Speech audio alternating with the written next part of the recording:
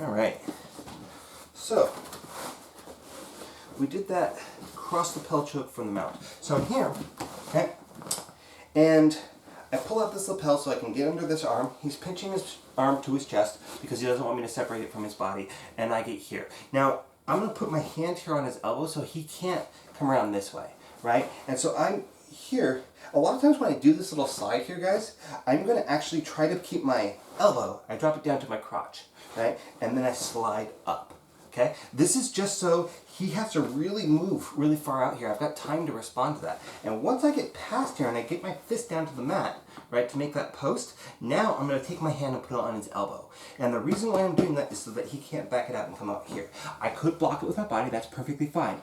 And if it's all the way across and I can get it pushed across like that, I'm going to block with my body first. I'm going to take this hand, come under his neck, I'm going to grab his wrist. I'm not going to grab the gi, I'm just going to grab his wrist. I'm going to slide my knee up, and then I'm going to curl and pull him onto his side, and I get into this side mount position. Now in my side mount position, again, this is a little bit easier with a punching bag or something that's got more depth to it, but when I get into this position, right, I want to have his body kind of here at my knee, right, or to the midpoint here, and I want to come back and drop into him so that his hips or his side is kind of pinched in here and my butt is blocking him from being able to flatten back out.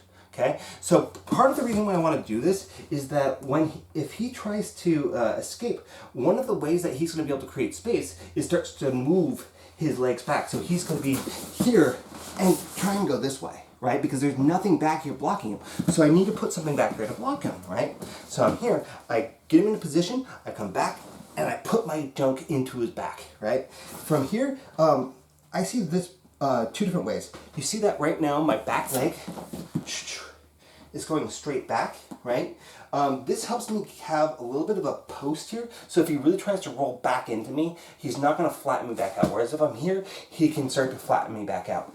Not the end of the world, guys. If he starts to knock you out backwards, what you really want to do is you want to kind of roll onto your other side, right?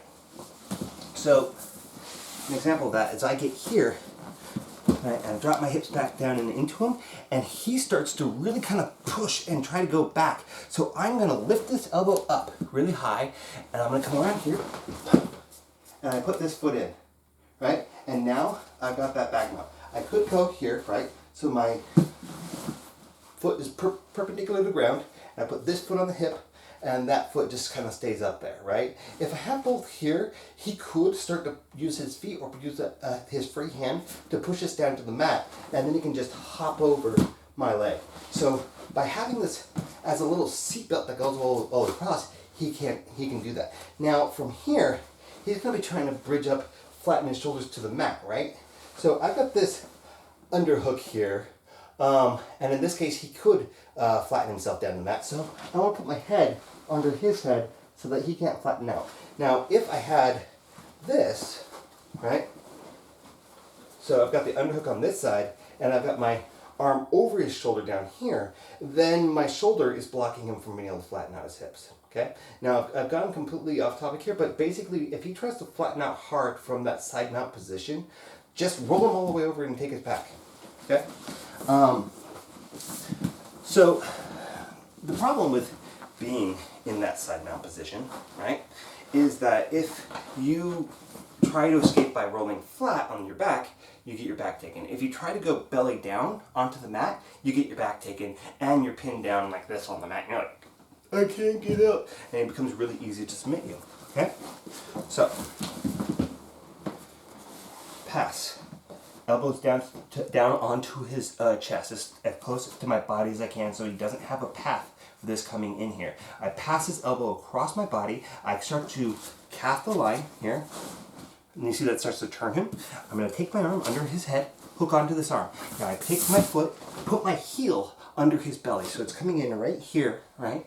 Potentially actually hip side of the belt or right on the belt or so.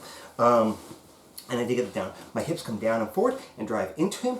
And I've got this figure four grip here. I actually am going to keep this lapel grip for right now. Now, so what I'm going to do here is I'm going to take this lapel, I'm going to take out some of the tension, I'm going to pass it down across his neck. Now, I just take my other hand and I grab onto it here. I'm going to take this hand, and see I've still got his arm, so now he can't start to move away. I'm going to bring my hand behind his neck, right? And I'm going to start casting a line with the back one, and I build my posture up, and I scissor here, right? So what's happening without the dummy is I'm going right? So I'm driving his head into his lapel, which is wrapping around here, and casting a line. So I'm just tightening up that noose, and that lapel is anchored by his armpit grip here, right? So his armpit is basically attached pretty tight to this lapel. So I got here, and I start to straighten out and build my posture up, and he'll go out, okay? So, one more time, I guess. Mid-range mount. Pass through, elbow low, okay? Now, my coach does not say elbow low. That's kind of my answer to something I was running into a lot, which was people passing that arm underneath, which again, is not the end of the world if that happens, right? Another thing that could potentially happen from there, he passes that under. I can start to pin that with my arm, bring this hand through, pin, start to move it across the body, step over, grab my own thigh, push on his hip, and do a broad applaud there. Okay? So that's one thing that you can do. The other thing that happens if he passes this arm out here, this arm is still out, right? So come under here, right? And now I'm starting to set up a triangle. Okay, so you can pass that arm across under, that's fine by me. I've got, again, follow-ups, right? You know techniques that go across from each other. But anyways, I digress again. Pass down, fist to the mat, elbow low so he can't pass in there. I might even connect my chest to my elbow here. Just be mindful that he might be like, oh, time to bridge. I want to be active with that post if I can help it. Now I want to move my weight over to this side because I don't have a post on that side. I'm going to take his arm, push it across his body.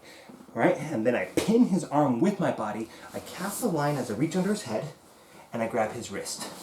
I put my foot, my heel underneath his body, drop my hips down, drop them forward. This back one, usually because he's going to be taller than this, my hips are going to be, my shin is going to be, or femur is going to be vertical here, right? So I pass under here, right? So from here, I'm going to pass, gotta give myself a neck here, right? I'm going to pass that lapel down to the bottom arm. I'm going to come up behind the head, and then I build my posture up, and I finish that choke. All right, and that is your half Nelson choke.